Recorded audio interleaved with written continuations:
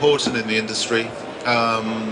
We talk to them in the same way as we talk to people in the magazine, and Zed actually featured in the magazine a few months ago. We have some copies of that issue for sale at just £1 a copy.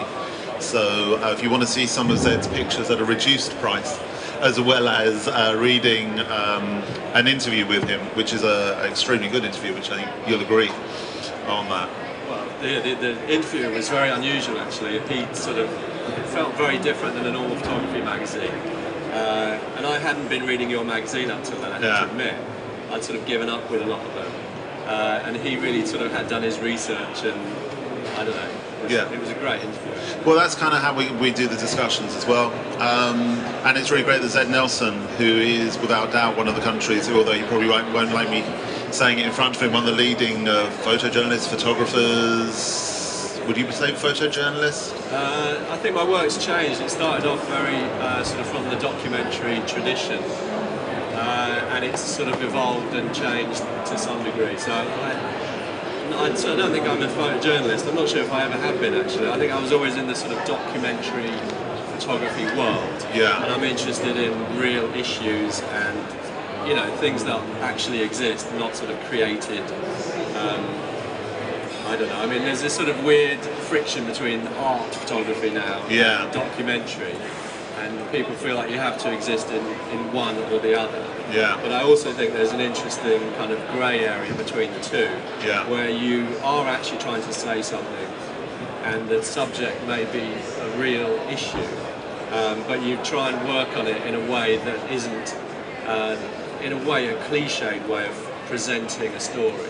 And I think that's the area that interests me. I think whatever way, how you ever describe it, you're definitely one of the countries, maybe one of the world's leading photographers in that area, and the success of your books and the amount of competitions and awards and things that you've won definitely is extremely prestigious, and in an area of work which is very, very hard to get noticed in. But how did you start off working as a photographer? I went to college. I did a degree in photography, which I don't think is vital to do. At the time I did it, when I left after 3 years, I felt like it had sort of, I don't know, corrupted me to such an extent that I couldn't work in the industry for a few years properly. That's where you found education, did you? Yeah, but I'm not knocking it. I also enjoyed it, and in later years it became more and more relevant, and things that my lecturers had talked about suddenly started making sense. But just when you walk out of college and start work, you're utterly ill-prepared for... Yeah, it's a very different world, isn't it? Yeah, I mean, that in itself is a bit of a cliche as well, but it is. What I did is I started working for magazines, or pitching stories and ideas, and covering demonstrations and riots, and anything that was interesting and sort of happening, I would photograph them and try and get them published. And looking back on it, it's almost quite pathetic, really. I mean, I would do something and you'd sell an image for £30 or something. Yeah.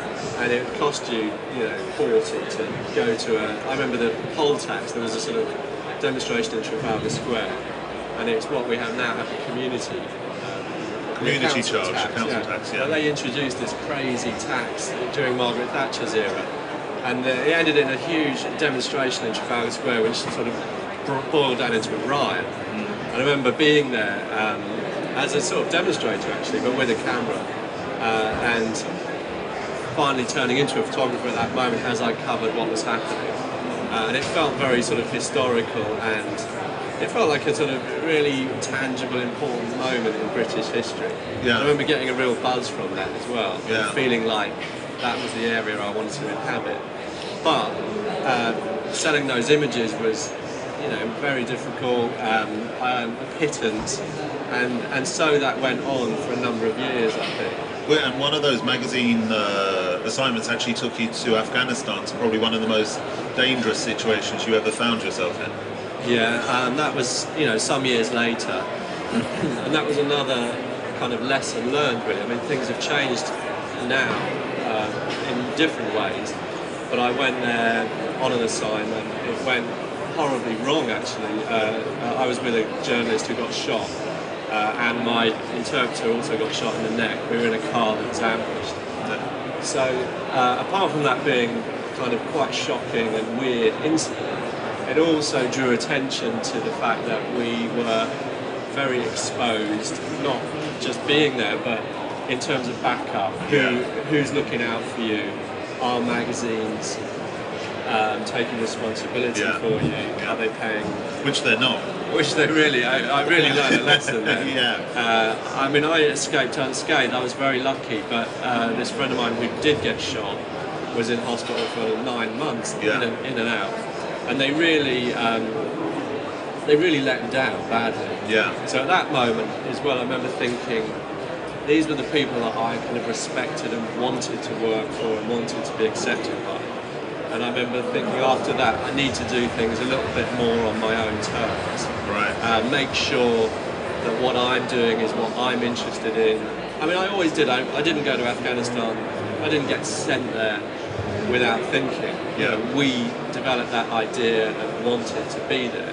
And this was time when the Russians were there as well. The Russians they'd been beaten out, and the Mujahideen there were 7 different factions all at war with each other.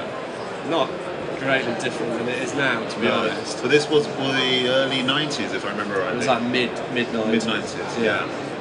So that was a big sort of stepping stone.